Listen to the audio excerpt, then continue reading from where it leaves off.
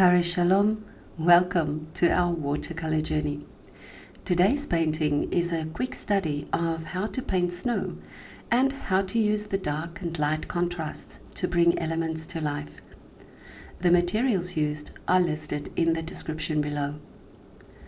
On the palette, we have Ultramarine, Cadmium red light, a premix of Ultramarine and Cadmium red light, Burnt Umber, Indigo, and a premix of Burnt Umber and Indigo. You can add some white gouache for the highlights. Color alternatives are listed below. The Fabriano paper is on a block.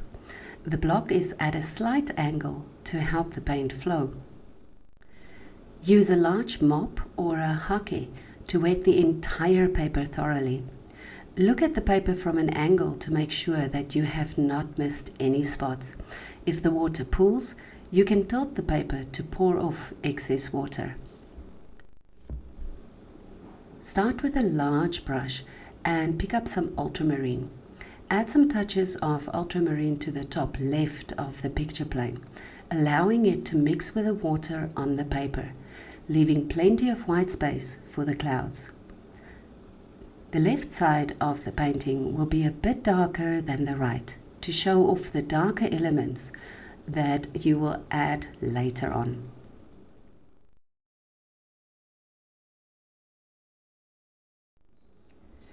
Rinse your brush slightly and then use some cadmium red light for the horizon color. Again, the color should be more prominent on the left and work it slightly across the page to the right. Try to keep a fairly straight horizon line.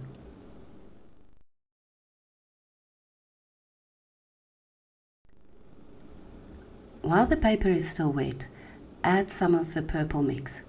Use only the tip of the brush to add the pigment onto the wet surface and allow it to spread naturally so that it can create soft edges. Add a touch of red for variation and to enhance the glow of the sun on the horizon line. Add a few strokes of indigo for a shadow base. Use a very light touch, mostly just the tip of the brush. The soft edges will make that tree line recede. To establish the foreground, you can use the purple mix and make broad strokes. Depending on how you want the terrain to flow, you can make horizontal or diagonal strokes. These dark strokes will form the shadows of the snowy terrain.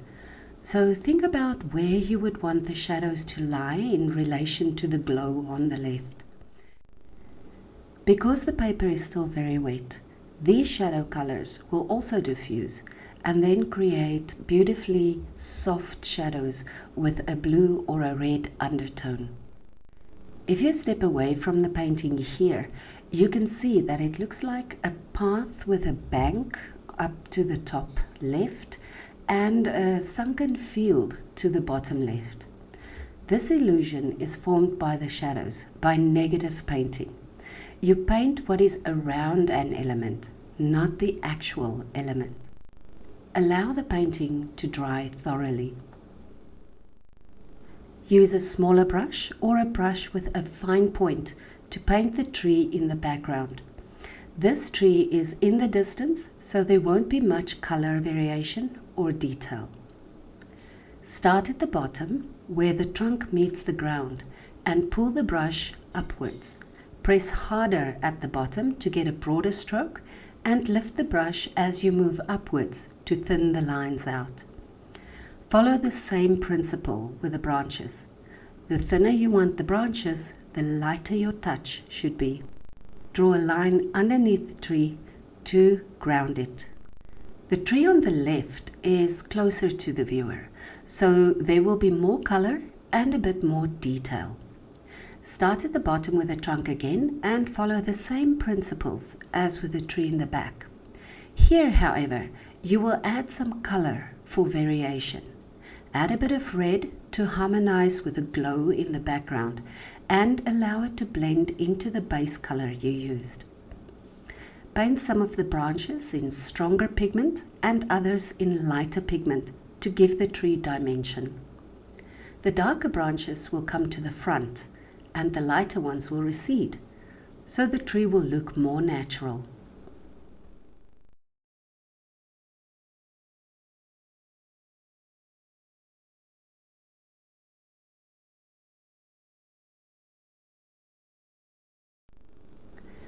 Ground this tree by adding a few grasses to the base. The darker tree stands out nicely against the lighter background of the sky. This helps to give your painting depth and dimension.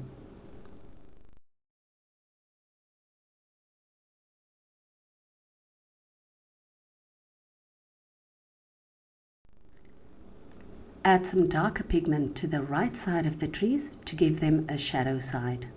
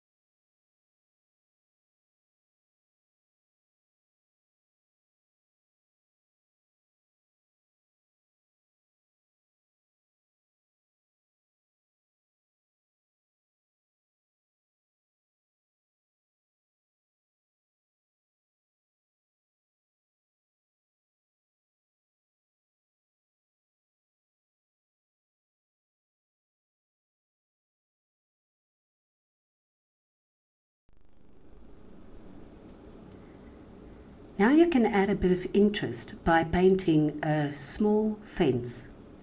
To show that the fence is in front of the tree, draw the poles a bit longer so that they are lower than the tree. They do not have to be precise. Keep it loose and use the tip of a rigger or a fine-tipped brush. Vary the height and thickness a bit to make them look more natural and weathered. As you go into the distance, keep the perspective in mind. The poles should be closer together the further you go. They should also be much lighter and a lot less defined. For the crossbeams, you can draw broken lines between the poles, loose and light. The space between them should become narrower as you move to the back. They should almost be invisible the deeper your eye moves into the painting. Add a few patches of grass here and there, but don't overdo it. Just suggestions of vegetation peeking through the snow.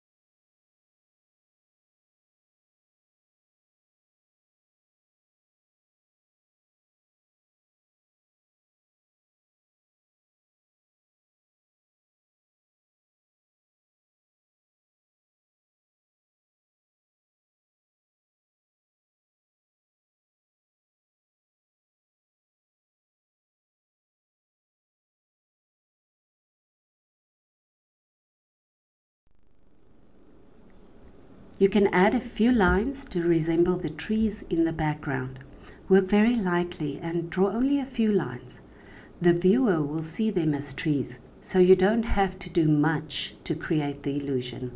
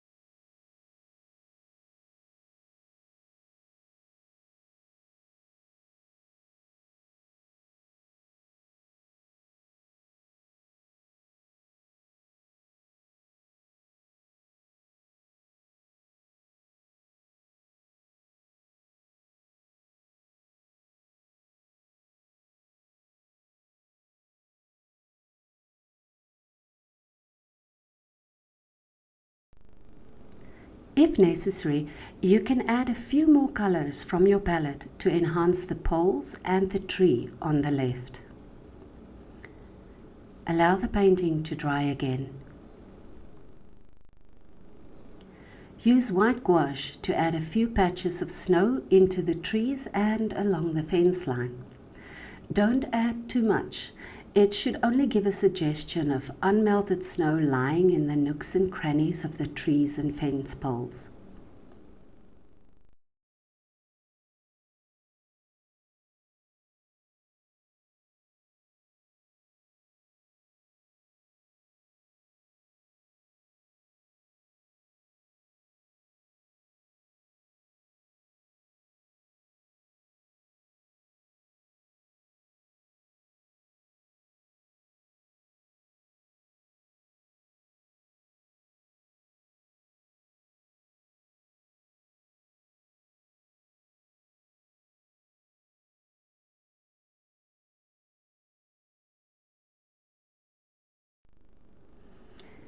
This painting took about 15 minutes without drying time. This is a great study in contrast between light and dark and how to create shadows in snow. Thank you so much for joining us today. We hope to see you soon. Vaya con Dios.